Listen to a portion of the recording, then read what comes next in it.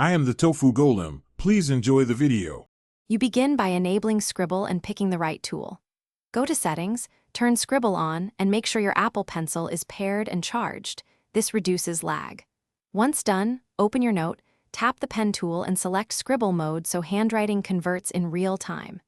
Make sure stroke smoothing and sensitivity are set to your preference. That setting affects recognition. Now you're ready to write directly on the page and see words form as you move the pencil. You write naturally and Goodnotes detects your strokes, turning them into text as you go.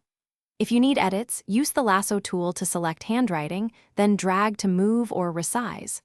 Once selected, choose Convert to Text. Goodnotes will transform handwriting into typed text while preserving layout. If recognition misreads a word, tap it, correct it, and apply the change to similar occurrences. Make sure to adjust language and recognition settings for punctuation. You finish by exporting your notes. Tap Share and choose PDF or image for distribution, or save as a Goodnotes file to preserve layers. Once done, make sure to run a quick proofread because conversion can miss punctuation or spacing. If recognition errors appear, use Undo or the Clear command, tweak Scribble sensitivity, or reselect language settings.